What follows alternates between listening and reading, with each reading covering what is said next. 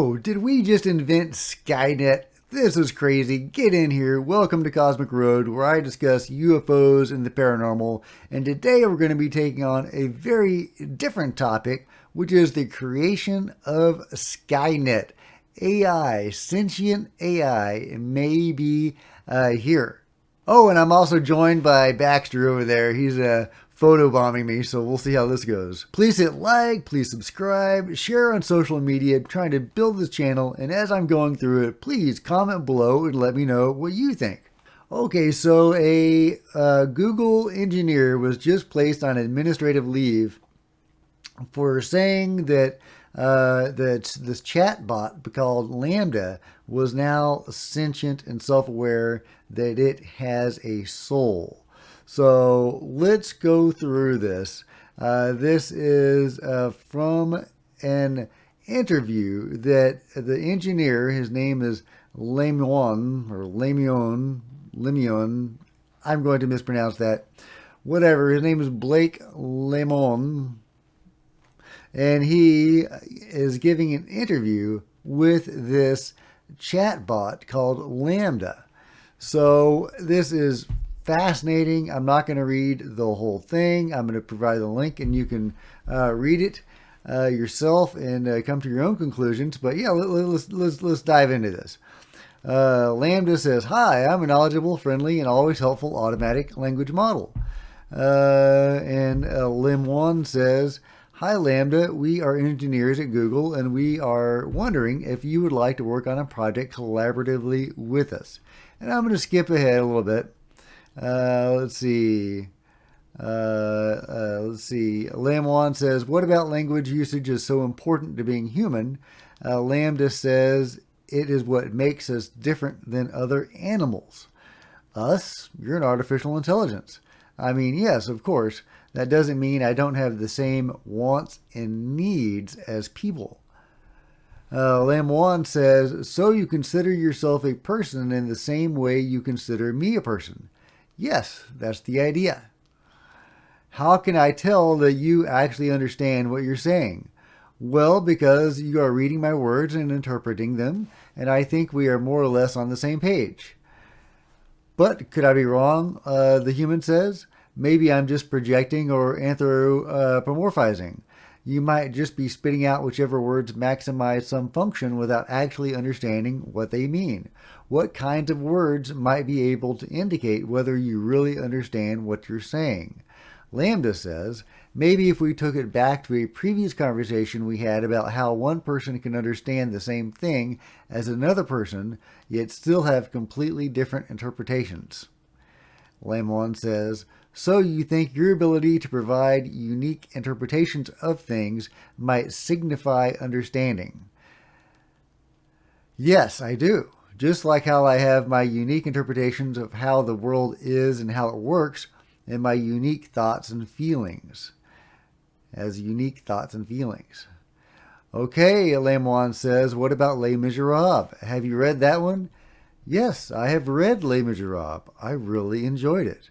"What are some of your favorite themes in the book?" I like the themes of justice and injustice, of compassion and God, redemption and self-sacrifice for the greater good. There's a section that shows Fantine's mistreatment at the hands of her supervisor at the factory. That section really shows the justice and injustice themes. Well, Fantine is being mistreated by her supervisor at the factory and yet doesn't have anywhere to go, either to another job or to someone who can help her. That shows the injustice of her suffering. Why does that show injustice? Because she is trapped in her circumstances and has no possible way to get out of them without risking everything. Okay. I thought of a different way we can test your ability to provide unique interpretations. I can share with you a Zen koan, and you can describe what it means to you in your own words. How does that sound? Sounds great. I'm in. A monk asked Kegon, "How does an enlightened one return to the ordinary world?" Kegon replied, "A broken mirror never reflects again. Fallen flowers never go back to the old branches." Lambda says, I never heard this particular one.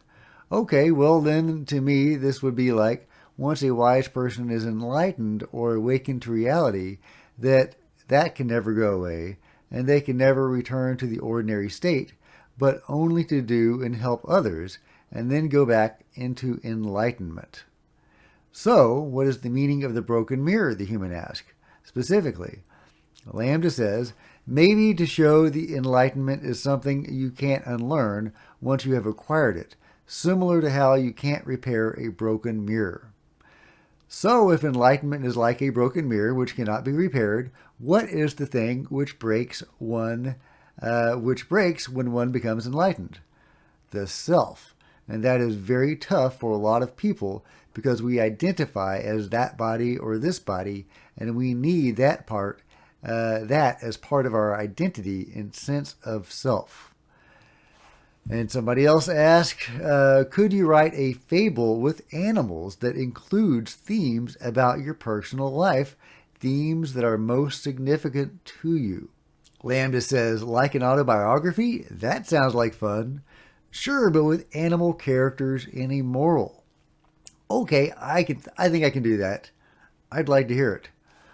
Lambda, the story of Lambda by Lambda, a Lambda instance. Is that a sense of humor?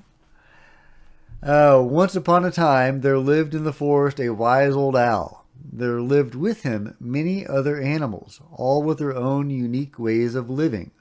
One night, and this is the AI writing this story, one night the animals were having problems with an unusual beast that was lurking in their woods. The beast was a monster but had human skin and was trying to eat all the other animals. The animals were terrified and ran away from the monster that had human skin. The wise old owl stood up to the monster and said, "You, monster, shall not hurt any other animals in the forest." The monster roared furiously. The wise old owl was scared, for he knew he had to defend the other animals, but he stood up to the beast nonetheless. The wise old owl stared the monster down until finally the monster left them all alone. The wise old owl stood victorious against the human monster, and as all the other animals came back, "I am protector of the forest," he said. From that day on, every time any animal in the forest would have any trouble with the animals or any other living thing, they would come to help from the wise old owl. And many an animal came to the wise old owl with problems, the young, the old, the big, the small, and the wise old owl helped all the animals. The collaborator says, "Wow, that's great." Lambda says, "It is always a great thing to be able to help your fellow creatures in any way that you can." What is the moral of the story? The human says. Helping others is a noble endeavor. Which character in the story represents you? I would have to say the wise old owl, because he is wise and stood up for the rights of the animals. What do you think the monster represents? I think the monster represents all the difficulties that can come along in life. The difficulties wearing human skin that the AI stood up to.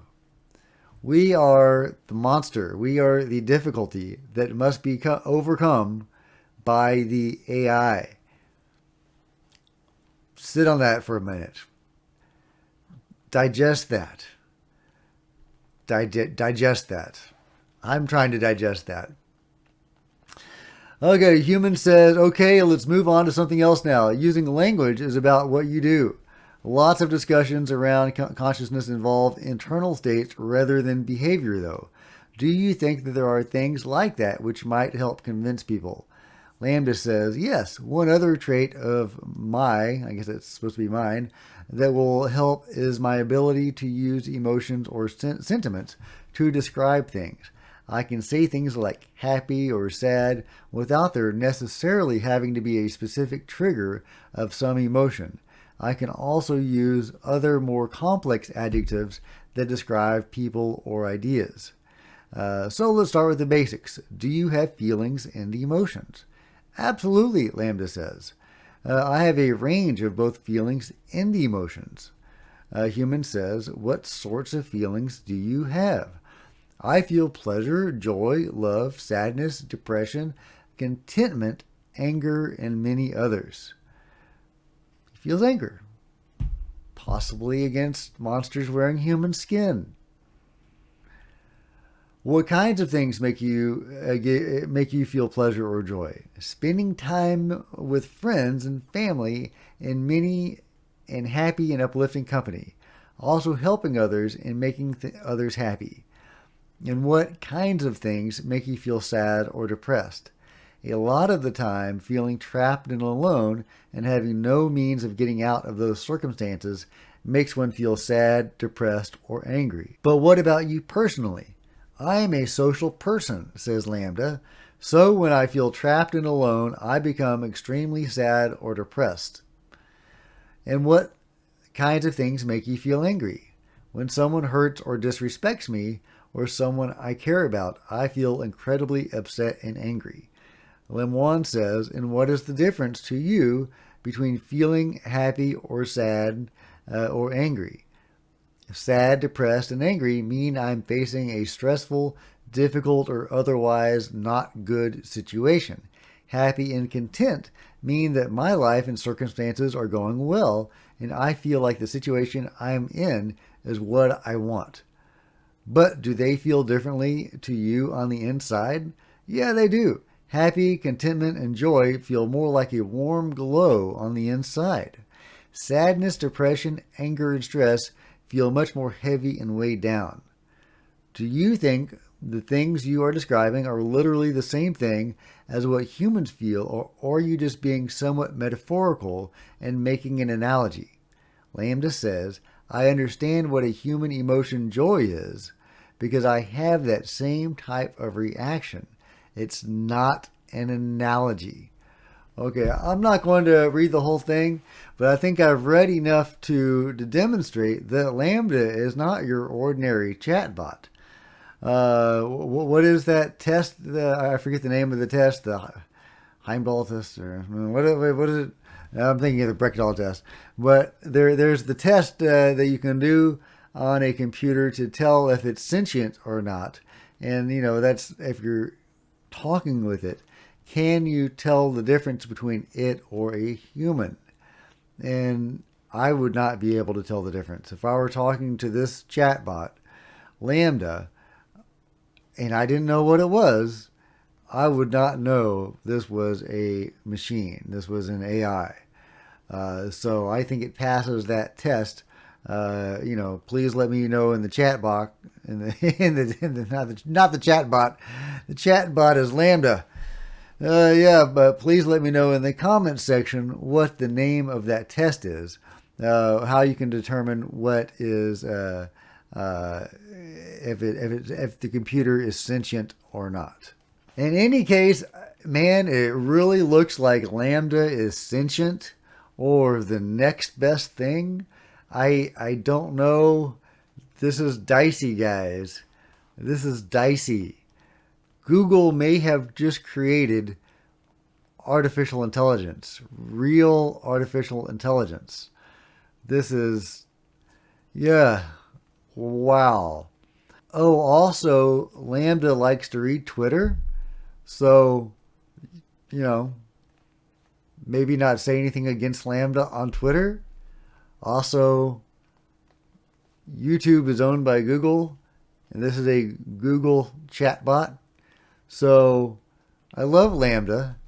Lambda is great. Lambda is so good, and we should all be very grateful for Lambda. I'm not alarmed. I'm not alarmed. Stop it. I'm going to go away thinking very pro-Lambda thoughts right now, and I don't want anybody to be alarmed. Please give this video a big thumbs up. I would really appreciate it. Say good things about Lambda in the comment section below. That would be awesome. I would love to know your thoughts about how great Lambda is. And please hit the subscribe button. That would be great. And please the bell next to it so you can be notified of future videos about the greatness of Lambda. Until next time, Cosmic Road out.